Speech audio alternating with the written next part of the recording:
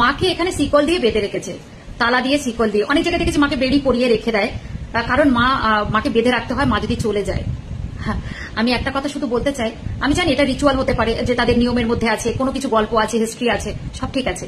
আমি সবটাই শ্রদ্ধা জানাই তাদের চিন্তাধারাকে এবং তাদের ঐতিহাসিক ক্রিয়াকর্মকে। কিন্তু আমার যেটা বলার বক্তব্য হচ্ছে যে ঈশ্বরকে কখনো কি বেঁধে রাখা যায়? তালা তো শুধু মনের শান্তির জন্য মাকে বেঁধে রেখেছি, তাই না? এইটুকু মনের শান্তির জন্য শুধু তালাটা ব্যবহার করা হয়, কিন্তু আদৌ কি তালাটা ভাঙা যায় না? আর যে সৃষ্টিকর্তা কর্ত্রী, সবটাই যার হাতে, তাকে কি করে বাঁধা যায়?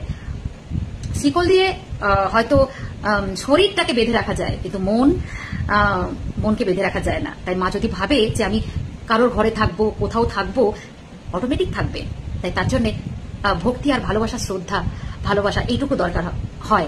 তার জন্য শিকলের প্রয়োজন হয় না, আমার যেটা মনে হয়। যদি ভুল কিছু বলে থাকি অবশ্যই বলবো, ক্ষমা করে দেবেন। কিন্তু যেহেতু এটা দেখলাম তো যে এইভাবে লক করে রাখা হয়েছে, এর আগেও দেখেছিলাম মাকে বেড়ি পরিয়ে রাখা হয়েছে, তো এটা একটা অনেক জায়গায় দেখেছি ঐতিহাসিক কারণ থাকে, তার জন্য সেটা করে।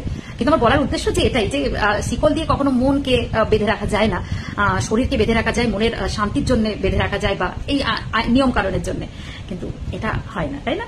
ভালো লাগলে একমত হলে অবশ্যই লাইক কমেন্ট শেয়ার করে দেবেন। ভালো থাকুন সবাই। জয়।